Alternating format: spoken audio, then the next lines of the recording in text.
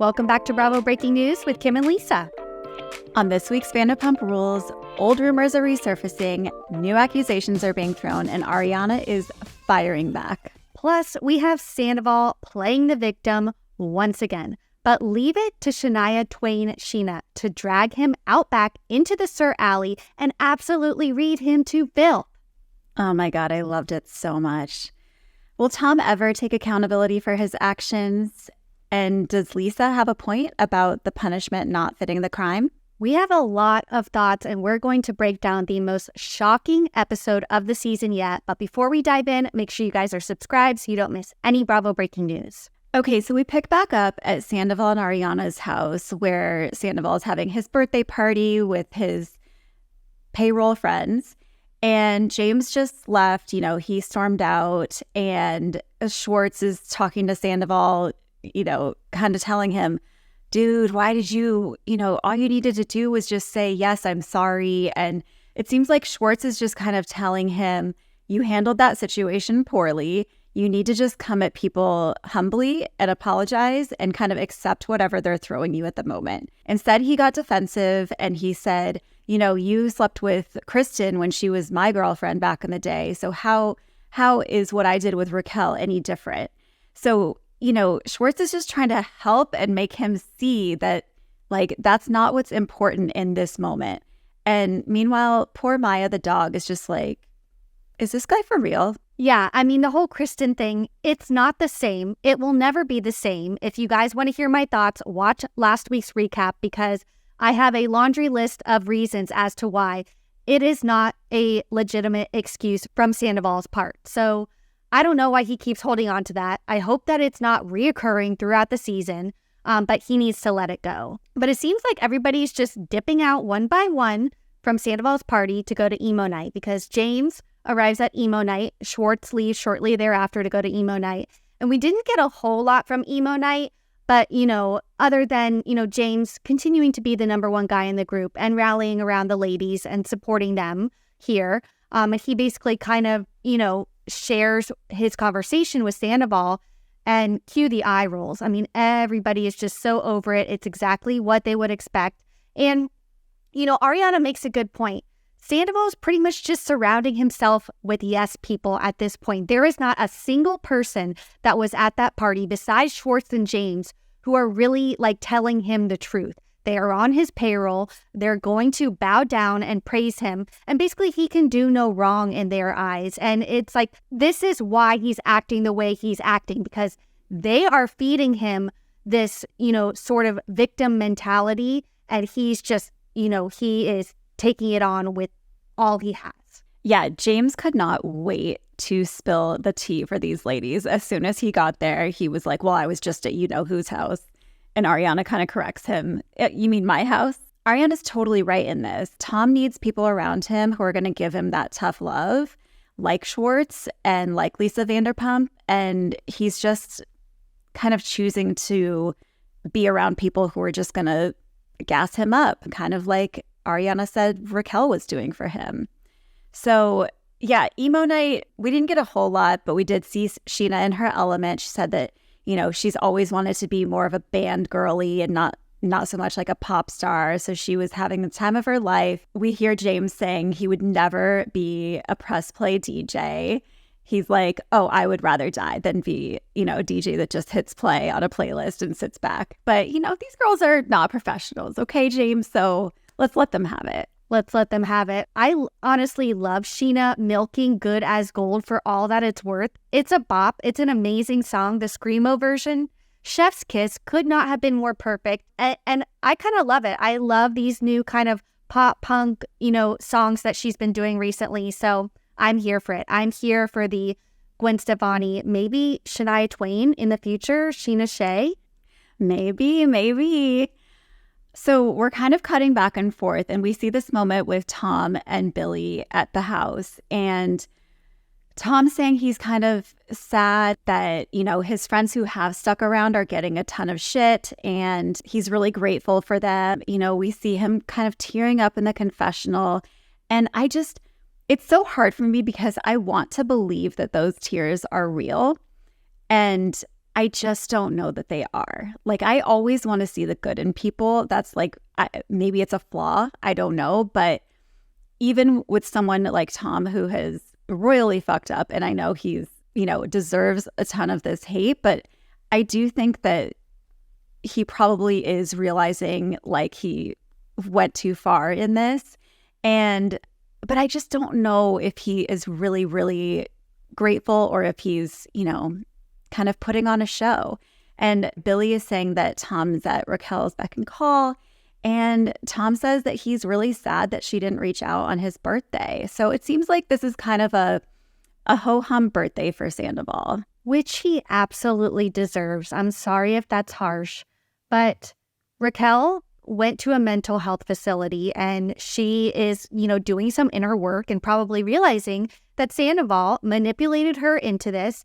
And she, needs to get as far away from him as possible. Meanwhile, he's like, why won't Raquel talk to me? Please, Sandoval, you did this to yourself. I mean, everything about this episode gives me the ick because he is running around town playing the victim mentality. Oh, woe is me. All these things are happening to me. Tom, you did them to your fucking self. And then we go to Pump with Lisa Vanderpump and the conversation. I mean, we have to talk about this because Tom is pretty much like screaming and whining at Lisa Vanderpump, even though she's pretty much one of the only ones that has had his back this entire time. So, of course, they're talking about the house. And she's like, why don't you just sell the house and move on? And he's like, I put money into it. I've talked to my lawyer. I'm going to try to do this, da-da-da-da. And he's just like complaining about how hard it is and how hard Ariana is making it on him when he is the one that is making it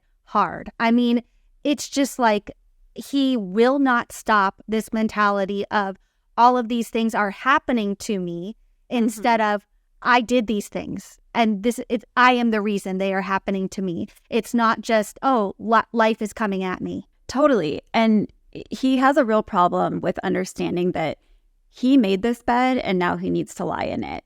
He can't seem to accept that this was his doing and therefore the consequences are something that he just has to deal with. It's not, it's not something that is just like you said, happening to him.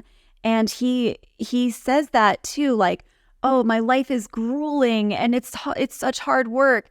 Well, you made it hard. You made those decisions and you're an adult. And so now you have to deal with the consequences that came out of those decisions. And first of all, like, how dare you speak to Lisa Vanderpump this way? How dare you speak to Queen Lisa in this manner, getting so defensive, sir? Just coming at her, whatever she's the only one trying to help you right now. Like, she is one of two people, her and Schwartz, trying to help you mend things and get a grip on this. And he's coming at her so defensively. He's so angry. Like, it's been a couple months now. You would think that anger would have sort of, lessened by now. But he is just so heated in every conversation. Yeah, it's unbearable. I do want to talk about the Nema Sheena podcast situation because Tom brings this up. And from what I remember, this wasn't like a huge deal like when Sandoval was going on. I don't know. I feel like Tom is the one that's making this more of a big deal than anybody else. But apparently Nema from Shaws of Sunset, who Raquel dated for a little bit, brought up this story about them, having sex or something like that.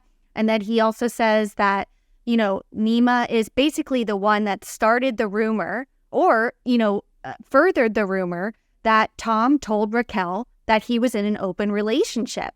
And I kind of want to get your thoughts on this because I feel like if Nema, who really has no skin in the game and was just kind of an innocent bystander, like heard this and is just kind of telling Sheena what he knew, I kind of think it's true.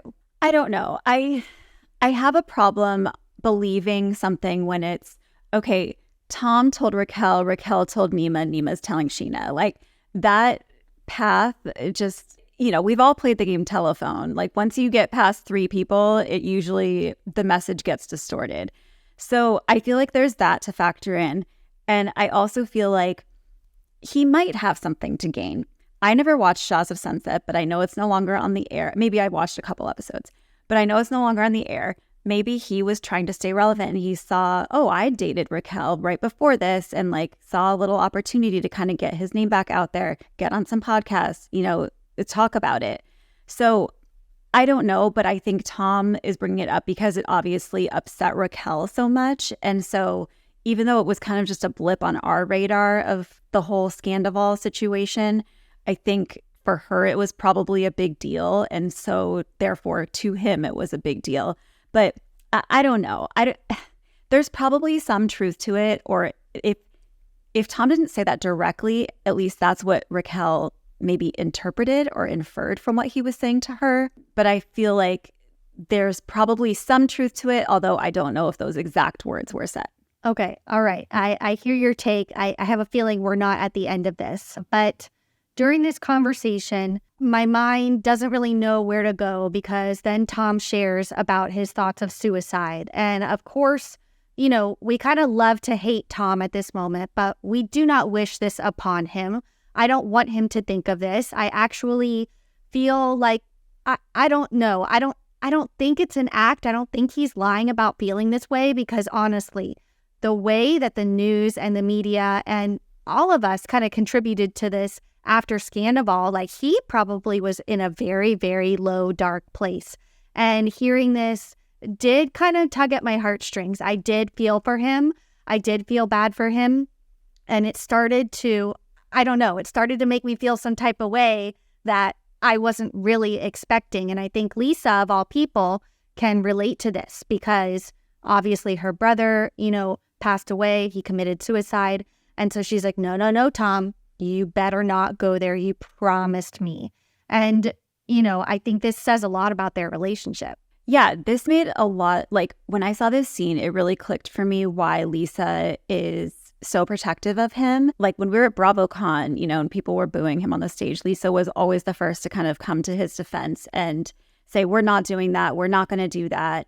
And, I agree with, like, listen, we don't want any of these people to harm themselves. And dealing with that much hate that was being thrown at him and Raquel, I think that's why Raquel was in a mental health facility, because you can only take so much. And if you're already fragile, like she probably was having very dark thoughts. And like, I think that's the scary part of all of this, right? Like we love doing this. We love coming on, talking about it, having fun and, making funny memes and everything. But like, there is a point where it gets taken too far. And I think just on the magnitude that this scandal hit was just so big that I don't know if anyone's really equipped to handle that.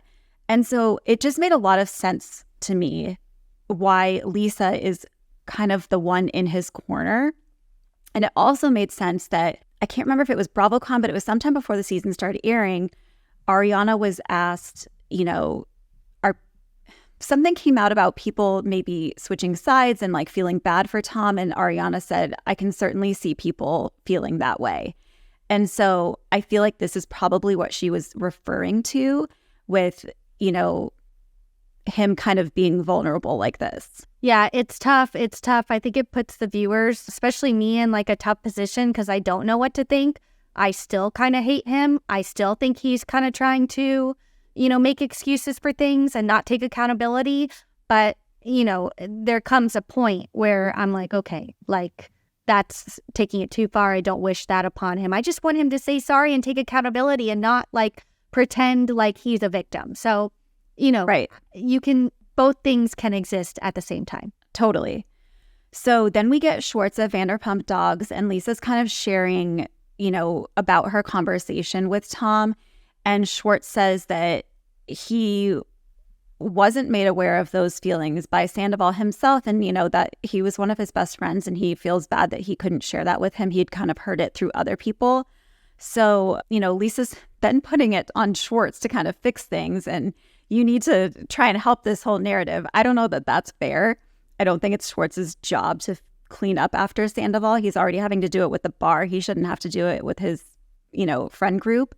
But Lisa basically says, we're opening a restaurant in Tahoe, Wolf by Vanderpump. And, Tom says, I want to go. And she says, well, let's get everyone to go. So, of course, this is the seedling for the Tahoe trip has been planted. Yes, it has. And then shit kind of hits the fan at See You Next Tuesday. And I just have to say, this whole night at See You Next Tuesday was some of like the best Vanderpump Rules cinema that I have seen, because just from start to finish, the dynamics, the Sheena, the Tom, everything about it. I just have a lot to dissect about it. So everybody arrives at See You Next Tuesday. And I think that it's like the one that I attended, but we're not there yet. Still not there. Okay. Schwartz still has to go platinum. So that will be coming. Stay tuned. But then we see Tom and Kyle Chan walk in. And you think they're going to like go, like hang out with the group or at least say hi. No, they get seated at this little two-top table, literally like an arm's length from the cast sitting in their little booths. I mean, they are probably 5 feet apart, and it is just laughable because it's so cinematic, and it's so just rings true of how Sandoval is right now. He is an outcast. He's an outlier. He is not accepted into the group, and the only person around him is Kyle Chan. I mean, it was just kind of laughable. But on the other end, we get, Schwartz really trying to invite everybody to Tahoe. He's like, look, I want to get everybody all together and stuff. And it just fails immediately because Ariana's like, nope, not doing it. Nope, not doing it. He's like, well, you guys still live together in the same house. I thought, nope. She doesn't even let him like barely get a sentence out. She is not having it. And Schwartz, starts to get defensive. And this is where it turned for me. And he really dug himself way deeper because he, at this point, really needs to be on his knees begging for Ariana's forgiveness. At this point, a lot more has come out about Schwartz than they knew at the reunion. He pretty much knew the whole time. He lied about it. He still was lying about it at the reunion, and Ariana wants nothing to do with him. But now he's trying to force her to hang out with Tom Sandoval, her ex, who publicly cheated on her.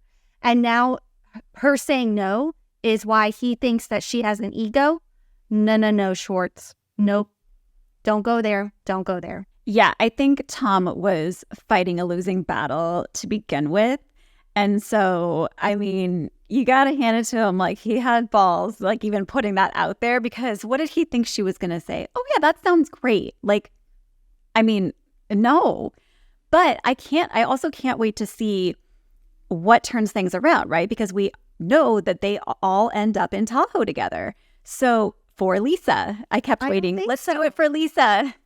I don't think that Ariana and Katie go to Tahoe. From what I remember. Oh, they didn't? During that time, I don't think that Ariana and Katie go to Tahoe. Maybe they use something about her as an excuse or whatever. But I think that they dip out. Okay. I could be misremembering because, yeah, this was a year ago and so much has happened.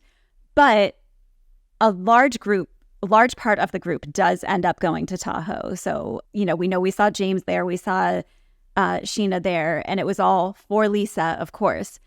So I can't wait to see kind of what turns everything around. But yeah, it was not Schwartz's best night, I don't think. And then we, of course, get the best scene of the evening, you guys. We get Sheena awkwardly walking to the restroom, like bypassing this little two-top, squeezing by. And Tom says, Sheena, hey, what's up? You gonna come say hi? And she kind of pretends like she didn't know that they were there with her, Y2K sunglasses. And I mean, her whole look I could talk about for 45 minutes, but I'm not going to do that right now. But, she kind of pretends like didn't see you there. And he says, well, can we talk? And she's like, not right here. We can't. Like, I'm not going to have all these people around, gossiping about our conversation. So where do they go? They go to the back alley, guys. We got a back alley Sir Convo. And if that abandoned furniture in that alley could talk, like, wow. It was like set up like a scene for them, had a table. Were there candles on it? It kind of seemed like. And, you kind of expect Tom to sit down and say, look, I just want to talk to you because I'm really sorry that I haven't written you back, blah, blah, blah.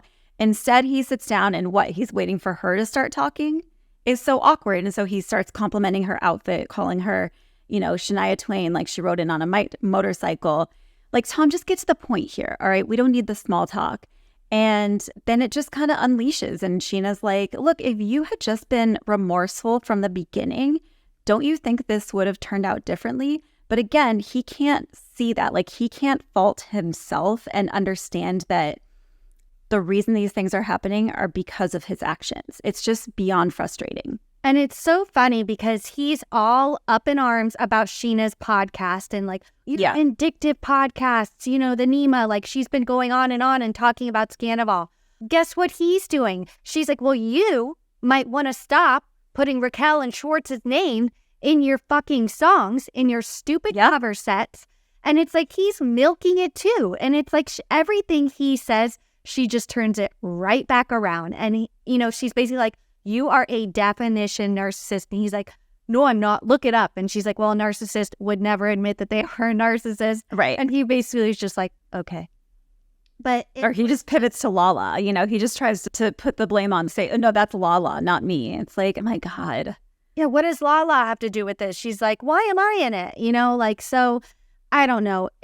And then he starts going on and on about this Nema interview, how he had to talk down Raquel. But the thing is, if Raquel is in a health facility at this time, how would she have heard this interview? She apparently doesn't have her phone. How would she have heard this interview unless Tom, or maybe in a letter, told her about it? So it's kind of weird because it's almost like he's feeding her this information and then like using it to make himself look better, to make other people feel bad for them. It's just kind of crazy. And, they go at it. Sheena like rips him to shreds. And, they kind of end the night in this weird way where like there's a confessional with Tom and he's like, my friendship with Sheena is really the most devastating part of this. And it's like, what? What do you mean your friendship with Sheena? Last year you were saying that like you barely had a relationship with her. You guys were acquaintances. And now you're saying that you lost your best friend of 14 years and we see this like emotional flashback. Like, I don't know. Everything about this episode, aside from the suicide part, really, really puts Tom in like an even worse position than he already was. I don't know what he's trying to do, but it's not working at all. Yeah, I think he needs to change his tactics. And so we will see if that happens. We will be here next week. I have a feeling we will see some packing for Tahoe and maybe even arrivals.